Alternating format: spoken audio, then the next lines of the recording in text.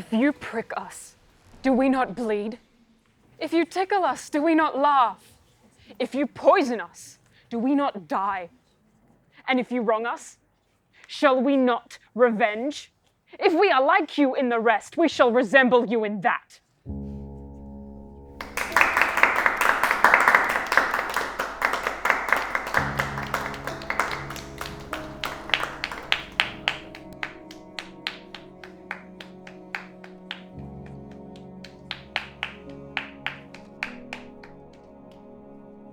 Yeah, so I was studying at acting school a couple of years ago. I'd come out just like halfway through 2019. I have a thing that I used to say, I'm straight until proven otherwise. And like I woke up and I went, well, I've been proven otherwise. I wanted to live that world fully.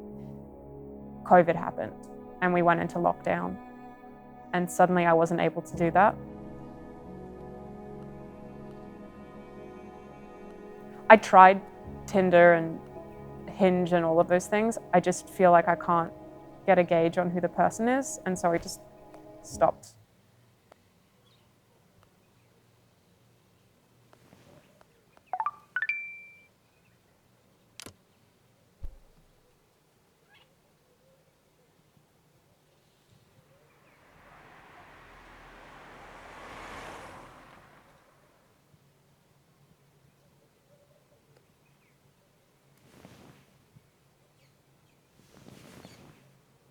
I think I was following a script for so long.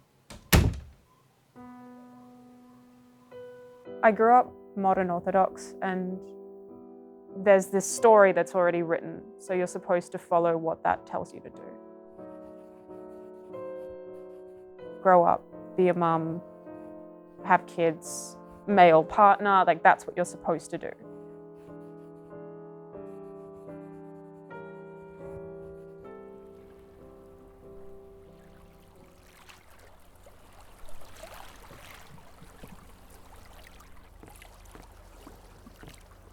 This is kind of a phenomenon that happens, I think, with a lot of bisexual people.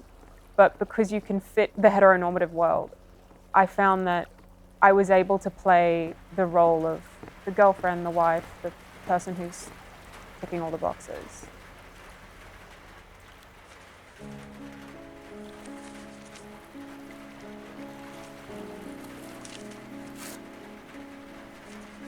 It was when I became aware that I had a crush on a friend that I suddenly let that guard down.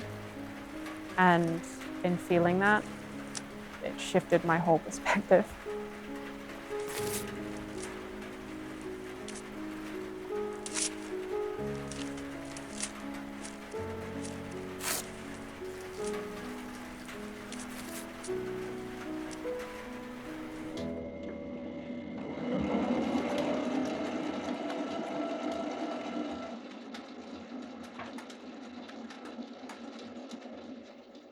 My brother's also an actor, and when everything closed up, he was also out of work.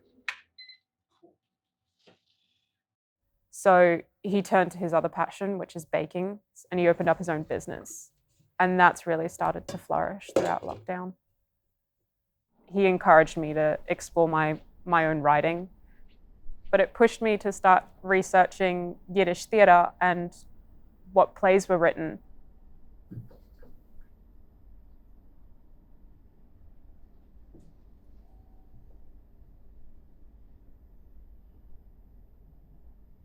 And I stumbled on a play called The God of Vengeance. It's a play about a lesbian romance. And he said, just go with it, practice it, find ways to actually put it on.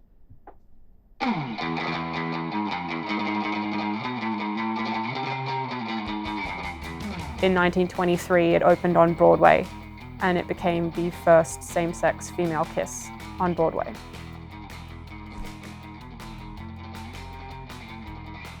And a month later, it was called in actually by a rabbi, and they shut the play down for indecency.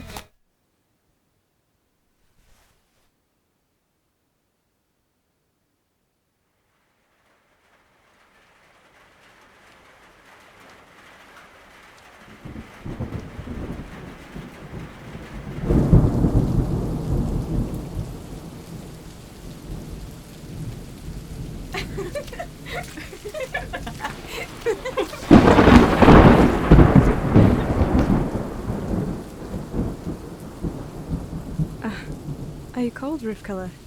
Yes. Let me warm you up. We're like two brides. Let's go somewhere. Far away.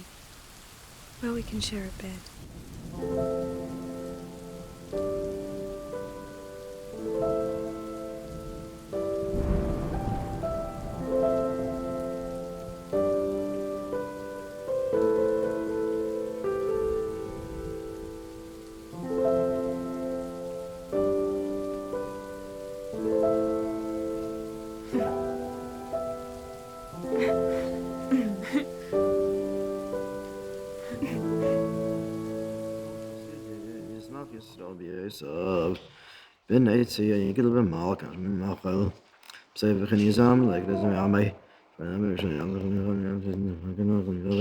So I contacted a local rabbi, and despite the fact that their website said that they're supportive of LGBTQ plus communities, he unfortunately, because of Chalcha, couldn't actually endorse the play itself.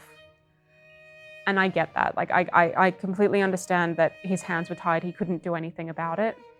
But it's just disappointing that despite it being 100 years later, I feel like nothing's really changed for queer female Jewish representation.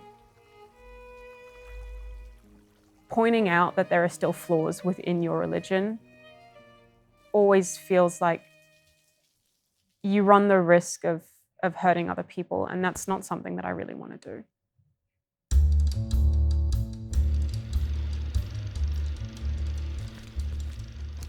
These people don't care about art or drama.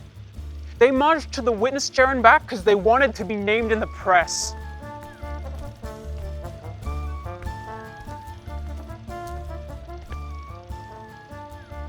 God of vengeance has been condemned by Jews, like Rabbi Silverman and others. According to them, the play does not communicate the right message about Jewish life, and it doesn't paint the Jewish woman in a good light. Jews do not need to clear themselves before anyone. They are as good and as bad as any race. I see no reason why a Jewish writer should not bring out the bad and good traits.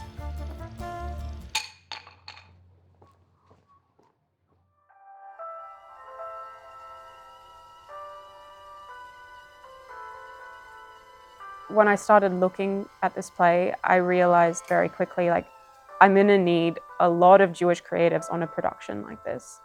And what's really hard about that is that there aren't many of us.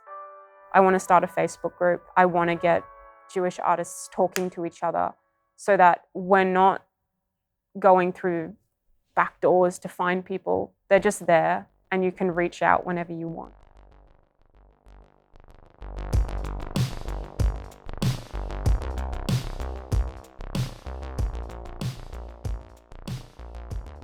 When I think about the queer Jews that came before me, I know that if they could do it at a time where there was so much animosity towards it, I can do it now.